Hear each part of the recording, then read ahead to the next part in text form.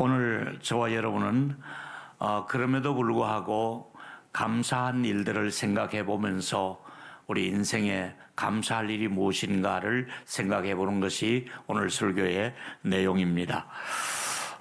우리 모두가 처해진 환경은 다 다릅니다만은 또 문제가 있을 수 있습니다만은 제가 여러분에게 드리고 싶은 말씀은 절대 주권자이신 하나님이 하시는 일은 100% 옳습니다.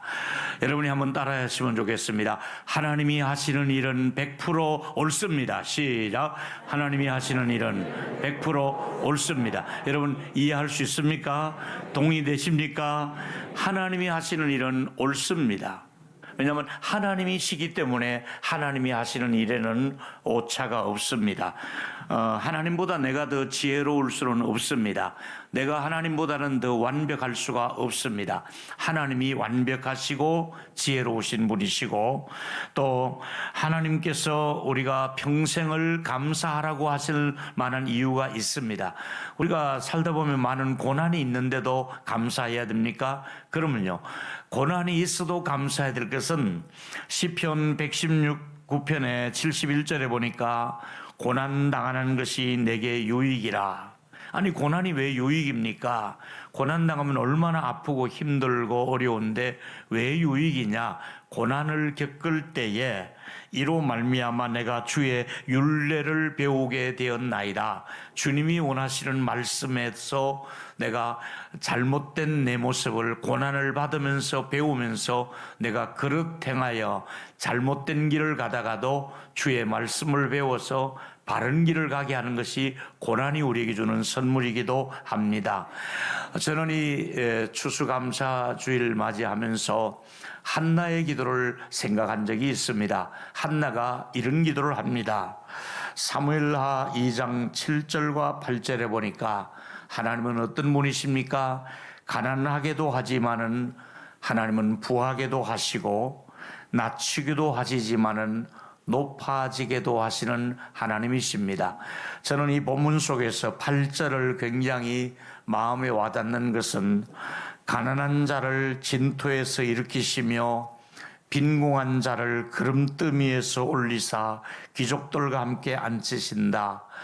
이 성경 구절은 이 구절 속에 내 모습이 들어있는 것만 같습니다. 가난한 저에게 또 구름더미에 살고 있는 저에게 쓰레기 하치장과 다름없는 그런 곳에 살아야 될 저에게 하나님이 존귀한 자리로 때로는 대접받는 자리로 때로는 영광스러운 자리로 하나님이 귀족의 자리로 앉혀주신 분이 하나님이시다 이 말입니다. 오늘 저와 여러분 비천한 자리에 머물지 않게 하시고 우리를 가난하게만 하지 않게 하시고 또 하나님이 필요할 때마다 우리를 존귀한 자리로 영광스러운 자리로 때로는 하나님의 은혜 주시는 자리로 우리를 앉혀주신 하나님께 감사하시는 저와 여러분이 되기를 축복하겠습니다.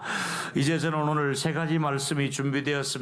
첫째는 내가 받은 구원의 은혜를 한번 생각해 보라. 이게 얼마나 감사한 일인가. 다시 말씀드리면은 감사한 일 중에서 구원받은 일보다 더 감사한 일이 어디에 있겠습니까? 여러분 아시는 대로 다윗은 한동안 많은 어려움을 겪어서 도망자로 살아야 됐습니다. 광야에서 사울을 피해 다니며 또 적군의 위험지를 살아가며 그렇게 어렵게 살아갈 때에 주변 사람들이 이런 말을 하고 또 이런 고백을 하게 됩니다. 먼저 시편 3편 1절과 2절에 보니까 여호와여 나의 대적이 어찌 그리 많은지요 일어나 나를 치는 자가 많으니이다. 저 정도로 어려움을 당하고 쫓겨다니는데 다윗이 그 성공의 자리에 왕의 자리로 올라올 수 있겠느냐? 그런 어려움을 겪고 있을 때에 다윗은 아주 우리가 상상하는 이상의 고백을 하고 있습니다. 그렇습니다. 여러분이 받은 선물 중에 가장 귀한 선물이 어떤 선물입니까? 구원받은 선물 아니겠습니까? 우리가 수천억의 재산을 가지고 있었는들 구원받지 못하면 어떻게 되겠습니까? 우리가 그런 재산을 소유하지 못한다 할지라도 구원받은 은혜가 너무나 감사해서 우리 내 신분이 바뀌어서 예수 믿게 되고 신자가 되고 의롭다함을 받게 됐으니 얼마나 감사합니까? 저는 이 하박국서를 또 이번 주일에 생각을 하게 되었습니다. 하박국 선지자가 3장 17절과 19절에 보니까 17절은 아무것도 없습니다. 무화과 나무도 무성치 못하고 포도나무에 열매도 없고 감람나무에 소출도 없으며 밭에는 먹을 것이 없고 우리의 양도 없습니다. 외양간에 소가 없는 빈 외양간이었습니다. 근데 18절에 오히려 그가 기뻐하는 것이 무엇입니까? 18절 우리 같이 읽겠습니다. 시작. 나는 여호와로 말미암아 즐거워하며 나의 구원의 하나님으로 말미암아 기뻐하리로다. 할렐루야. 나는 아무것도 없어도 좋습니다. 하나님만 나와 함께 하시고 나를 구원해 주시는 하나님 감사합니다. 나는 여호와 하나님으로 기뻐하고 구원의 하나님으로 기뻐하랬다. 이 하박국 선지자의 고백이 우리 모두의 고백이 될 수 있기를 주의 이름으로 축원합니다. 구원받게 된 것이 얼마나 감사하냐 이거지요. 여러분이 다 구원의 대열에 함께 있다는 것, 이거보다 더 감사한 일은 없습니다. 두 번째는 우리의 길을 인도해 주신 이에게 감사하라. 우리 인생에는 걸어가야 하는 길이 있습니다.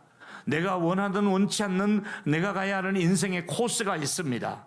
시편 136편 11절과 12절에 보니까 인도한다는 말이 두 번이나 나옵니다. 시편의 이 기자 저자를 인도하신 하나님은 우리가 나를 인도하신 하나님, 나를 강한 손으로 보호해 주신 하나님, 나를 여기까지 인도해 주신 하나님께 감사하라 이 말입니다. 그렇습니다. 여러분, 우리는 인생은 누구나 살얼음판을 걷는 것처럼 어려울 때가 있습니다. 그때마다 하나님이 나를 평생 동안 인도해 주신 은혜를 감사하자. 이 추수감사주일에 여기까지 나를 인도해 주신 은혜를 감사하자. 여러분, 잠언 16장 9절에 의하면 사람이 마음으로 자기의 길을 계획할지라도 그의 걸음을 인도하시는 분이 누굽니까? 하나님이라고 말씀하고 있습니다. 여러분의 인생의 걸음을 이 농원구에 와서 사시도록 또 우리 동일로교회를 출석하도록 여러분의 마음과 달리 걸음을 인도하신 분이 하나님이 이곳까지 날마다 인도하고 계시는 줄로 믿습니다. 그 마음을 주시고 걸음을 인도하시는 분은 하나님이라고 말씀하고 있습니다. 우리가 지금 제자 훈련 하다 보면 양육반이라는 반에 들어오면 여러분 오확신, 구원의 확신 뭐 등등 있습니다마는 용서 사죄의 확신이 있습니다마는 그 중에 하나가 인도하심의 확신이라는 게 있습니다. 하나님이 우리가 가질 확신 가운데 하나가 하나님이 내 인생의 코스마다 인도하신다. 내 인생을 하나님이 경영하신다. 인도하심의 확신이라는 게 있습니다. 여러분, 때로 하나님이 인도하시는 일을 눈치채지 못할 때 있습니다. 하나님이 과연 나를 인도하시는가? 하나님 나를 그냥 물끄러미 바라만 보시는가? 이런 생각이 들 때가 있습니다만은 하나님은 한 걸음 한 걸음을 세월이 가면 갈수록 어려서부터 늙기까지 하나님이 여기까지 인도해 주셨더라 이 말이죠. 하나님께서 채워주시는 그 손길은 사람들이 생각하는 생각과 방법과 다르게 채워주시고 인도해 주시더라 이 말입니다. 하나님께서는 그때마다 곁에 계시면서 걱정하지 말아라. 내가 너와 함께한다. 내가 너를 떠나지 아니할 것이다. 할렐루야. 오늘까지 하나님은 우리를 떠나지 않으셨습니다. 그리고 인도해 주신 줄로 믿습니다. 그 인도하심 앞에 감사하라 이 말입니다. 시편 136편 15절 말씀, 홍해의 그 군대를 엎드러뜨린 이에게 감사하라. 하나님께서 애굽의 추격 부대를 홍해 수장을 시켜버렸습니다. 이게 얼마나 이스라엘 입장에서는 감사한 일입니까? 그런데 오늘 16절에 보니까 그 백성을 광야로 통과하신 이에게 감사하라. 여러분, 홍해길을 건너게 하고 그 다음 너희들이 알아서 해라고 하나님께서 방치하지 않고 광야의 40년을 또 인도하지 않습니까? 먹거리를 주시면서 만나와 메추라기 구름기둥 물기둥 반석에 샘이 솟아나가면서 하나님께서 광야에서 인도하게 하신 하나님께 감사하라 이렇게 말씀하고 있지 않습니까? 긴 세월을 하나님이 함께 동행해 주신 것이잖아요. 제가 가만히 손꼽아 보니까 제가 35 젊은 나이에 아내를 두고 아이들 셋 두고 혼자서 아프리카 리비아로 선교사로 부름을 받게 됩니다. 제가 원했던 것이 아닙니다. 그냥 그쪽에서 원해서 그제서야 지도를 살펴보니까 아프리카 북부 쪽에 사하라 사막을 끼고 리비아가 있고 우리 근로자들이 많이 나가 있다는 것을 그제서야 알게 되었을 때 제 마음속에 첫 번째 가졌던 생각은 왜 하필이면 내가 아프리카를 가야 하느냐? 왜 하필이면 접니까? 뭐 배울 것이 있겠습니까? 그리 비전이 있겠습니까? 그 사막에 들어가면 내가 뭘 할 게 있겠습니까? 뭐 그렇게 대접받는 자리도 아니지 않습니까? 한인 그 여러 이제 분들이 저한테 주는 사례가 월 100불, 그때 돈 8만 5천 원이었습니다. 한 달에 8만 5천 원을 사례비로 주면서 저보고 이거밖에 드리지 못할 테니까 오라는 얘기입니다. 가만히 보니까 동기들은 이미 잘 나가는 동기들은 당회장으로 이미 나가는데 나는 쓸쓸한 사막으로 한국교회에서 내 이름이 잊혀져 가겠구나. 그러면서 이제 나갈 때 말할 수 없는 답답함을 느꼈습니다. 근데 가만히 뒤돌아보니까 하나님은 그 길을 나를 인도하셨고 그 가운데서도 함께 하시면서 우연이 아니라 나는 가고 싶지 않아도 갔지만은 하나님은 퍼즐을 맞춰보니까 아름다운 일을 하나님이 진행하고 있었습니다. 처음 갈 때는 내가 왜 여기를 가야 하는가? 내가 왜 이 고생을 해야 되는가?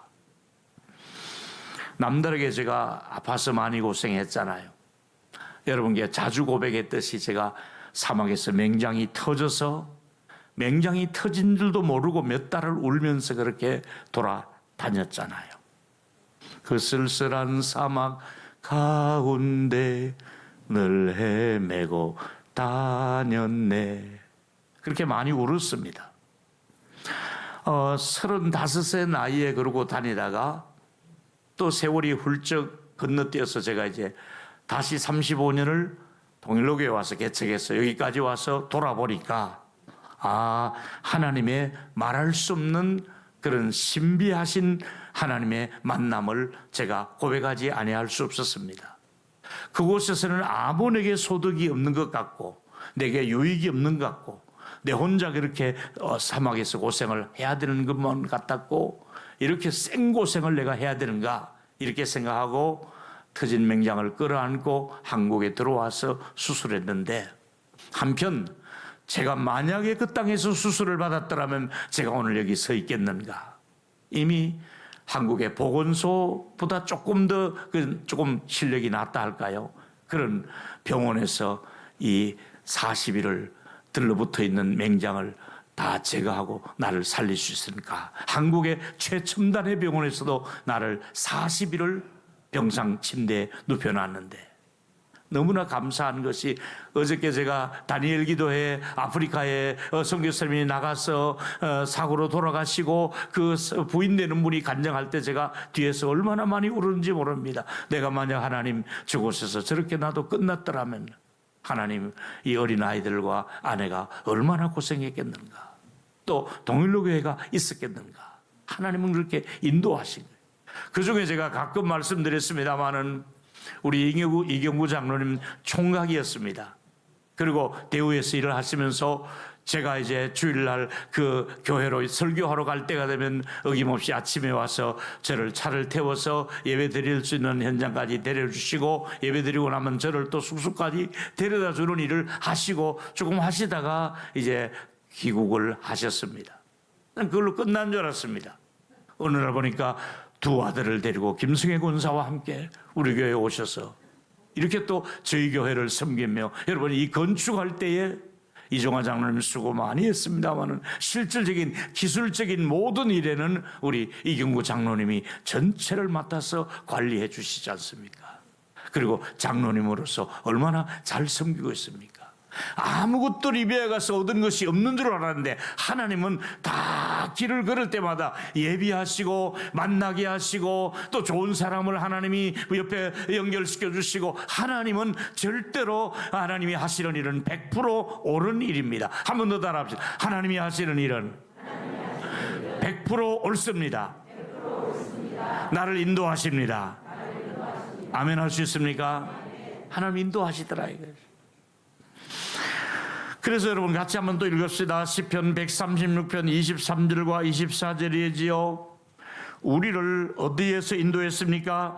비천한 가운데서도 기억해 주신 이에게 감사하라. 그 인자하심이 영원하다. 또 24절은 우리를 대적에서 건지신 이에게 감사하라. 하나님께서 우리가 얼마나 많은 대적들이 우는 사자처럼 우리를 삼키려고 하고 넘어뜨리고 하는데 그들에서 건져주시는 이에게 감사하라.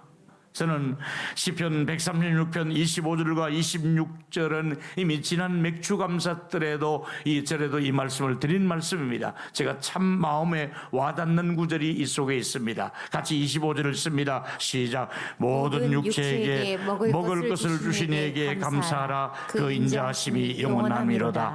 하늘의 하나님께 감사하라. 그 인자하심이 영원함이로다. 올 한 해도 먹거리를 많이 주신 하나님께 여러분 잡수 싶은 것 다 잡수셨잖아요. 여러분 못 먹은 게 뭐가 있습니까? 여름이면 여름 음식, 겨울이면 겨울대로 별의별 걸 다 먹었습니다. 우리에게 이 먹거리가 이렇게 많은 나라는, 이렇게 먹거리가 좋은 나라는 우리나라밖에 없습니다. 원래 맛있는 거 많이 먹을 수 있도록 은혜를 주신 우리 하나님께 감사 박수를 한 번 더 하겠습니다. 할렐루야. 또 여러분 중에 정말 먹고 싶은 거 있으면 저한테 얘기하시면 날 잡아서 제가 대접하겠습니다. 우리가 먹고 싶을 때마다 하나님이 먹을 것을 주셔서 얼마나 감사합니까? 오늘도 떡을 얼마나 맛있게 해놨는지 모릅니다. 떡을 또 가져가 드시면 되고 점심도 드시면 되고 얼마나 좋습니다. 오늘 또 고기까지 주신다 그러지 않습니까?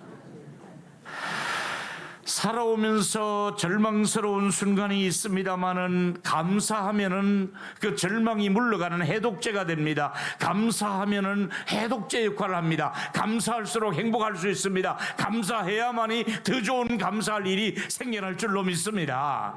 내년 추수감사주일에는 더 감사한 일이 여러분 가정마다 자녀들에게 넘쳐나게 되기를 축복합니다. 아멘한 분들에게 그대로 될지어다. 감사한 일은 표현할수록 감사한 일이 많아집니다. 제가 또 하나 드리고 싶은 말씀은 용서받고 또 용서받은 것을 감사하라. 우리가 받은 용서가 보통 감사할 일입니까? 시편 103편 10절과 12절입니다. 우리의 죄를 따라 우리를 처벌하지 아니하시며, 할렐루야. 우리 죄를 처벌한다면, 죄를 지은 그대로 우리를 처벌한다면 여러분 어떻게 하시겠습니까? 그물에 사함을 얻고 그 죄에 가리움을 받은 자가 복이 있도다.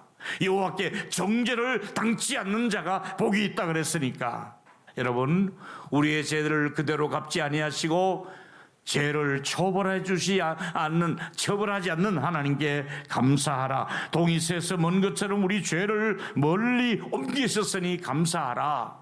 여러분 옆 사람 말씀하십시오. 우리 죄를 처리하지 아니하시고, 시작. 우리 죄를 처리 아니하시고 죄를 멀리 옮기셨습니다. 할렐루야. 너무나 감사하잖아요. 내 죄를 죄값대로 나를 처리하지 아니하시고 내가 지은 죄를 멀리 보이지 않는 곳으로, 바닷속 깊은 곳으로, 아예 기억도 못할 곳으로 하나님이 내버렸으니 얼마나 감사합니까? 우리가 십자가 앞에 나갔으면은 나는 죄인이 십자가 앞에 나갔었는데 하나님은 그 십자가 앞에 설 때에 의인의 신분으로 나를 바꾸어 주신 것이 십자가의 교환 아닙니까? 하나님이 십자가 앞에 우리가 섰을 때 나는 죄인인데 하나님께서는 십자가를 통과하는 우리들에게 의인의 신분으로 신분을 바꾸어 주셨습니다. 나는 불행할 수밖에 없는데 행복한 사람으로 하나님이 바꾸어 주신 것입니다. 사형수의 신분인 나에게 때 하나님께서 무죄 석방을 해 사면을 주셨습니다. 에베소 2장 1절에 허물과 죄로 죽었던 너희를 살리셨도다. 여러분, 허물과 죄로 죄값으로 죽었던 우리를 하나님이 이미 살려주신 줄로 믿습니다. 우리를 살려주셨습니다. 그리고 용서받은 사람은 상대적으로 또 우리 사람을 용서할 줄 알아야 됩니다. 내가 이런 용서를 받았으니 나 또한 용서해야 되는 것이 마땅히 하나님이 가르치는 말씀입니다. 여러분이 지금까지 살아오시면서 여러분을 괴롭혔거나 여러분을 힘들게 했거나 여러분의 마음속에 상처를 주었거나 손해를 줘서 용서하기 싫은 사람이 있을 수가 있습니다. 가까운 사람임에도 불구하고 용서가 안 되는 사람이 있을 수가 있습니다만은, 여러분에게 고통을 준 사람, 주님이 나를 용서해 주신 것처럼 나 또한 그분을 용서하라. 나를 용서하고 또 용서한 것처럼 나 또한 그분을 용서하고 또 용서하라. 이것이 성경의 메시지인 것입니다. 여러분, 누가 예수를 닮은 사람입니까? 용서하는 사람이 예수님을 닮은 사람입니다. 누가 예수를 잘 믿는 사람입니까? 용서하고 품고 가는 사람이 예수를 잘 믿는 사람이라 할 수가 있습니다. 여러분, 용서하지 못하면 공동체가 불편합니다. 가족이 불편합니다. 가족 안에서, 공동체 안에서, 셀 안에서, 성가대, 교사들, 우리 모든 소그룹에서 용서의 이 용서가 있을 때, 이 용서가 녹아내릴 때마다 우리 공동체는 새로운 생명을 가지고 용기를 가지고 회복을 할 수가 있는 것입니다. 오늘 5가지 정도 감사하는 마음이 있었으면 좋겠습니다. 첫째로, 오늘까지 인도하시고 보호하신 은혜를 감사합시다. 아멘 하시고요. 오늘까지 인도하시고 보호해 주셨으니 얼마나 감사합니까? 일할 기회를 주셔서 지금까지 직장을 다니는 분도 감사하고, 또 직장은 안 다니지만 교회를 할 수 있는 은혜를 주신 것을 감사하고, 또 가정에서 일할 수 있는 은혜를 주신 것을 감사하면서, 직장에서 일을 해도, 교회에서 일을 해도, 가정에서 일을 해도 일할 수 있는 기회를 주신 하나님께 감사하시기를 축원합니다. 세 번째는 은혜의 말씀을 매주일마다 주시고 우리에게 믿음을 주시고 또 용서받은 은혜를 감사하시면서 우리 주일마다 말씀 받는 것을 감사하고 예배드린 것을 감사하고 믿음으로 살아온 것을 감사할 수 있는 저와 여러분이 되기를 바라겠습니다. 그 다음에 또 하나는 기도할 남은 시간이 있다는 거. 이제 오늘로 우리 인생이 끝나는 것이 아니라 그래도 얼마가 남은 기간에 내가 기도할 수 있잖아요. 자녀를 위해서, 후손을 위해서, 교회를 위해서, 담임 목사를 위해서, 내가 맡은 일을 위해서 기도할 수 있는 시간을 주신 하나님께 감사하시기를 바랍니다. 우리 한번 크게 따라합시다. 기도할 수 있는 시간이 있어서 감사합니다. 한 번 더, 응답받을 기회를 주셔서 감사합니다. 아멘 할 수 있습니까? 그리고 올 한 해를 지낸 동안에 내가 가장 감사한 일이 무엇인가? 올 한 해 내가 가장 감사한 일이 무엇인가? 여러 가지 개인적으로 여러분에게 감사한 일이 있을 수가 있습니다. 오늘은 남다르게 하나님, 이런 일이 내 안에 정말 올 한 해 동안 가장 감사한 일이 이겁니다 하고 고백을 찬송 부르면서 할 수 있게 되기를 바라면서 이제 결론은 이렇습니다. 오늘 추수감사주일에 내가 감사할 일이 무엇인가? 3가지였습니다. 첫째로, 내가 받은 구원의 은혜를 평생 감사해야 되겠습니다. 평생을 구원받은 감격이 여러분 사라지지 않게 되기를 축복합니다. 두 번째는, 우리 모두의 길을 인도해 주신 하나님, 내 자녀들의 길을 인도하실 것이고 우리 손자 수녀들의 길을 인도하실 것이고 우리 교회 리더십의 길을 다 인도하실 것이고 우리 모두에게 길을 인도해 주시는 하나님께 감사하시면서, 세 번째, 용서받고 또 용서받은 은혜를 감사하면서 최고의 선물이 용서의 은혜를 받았으니 또 구원의 은혜를 받았으니 길을 인도해 주시는 은혜를 우리가 받았으니 우리 모두가 하나님 앞에서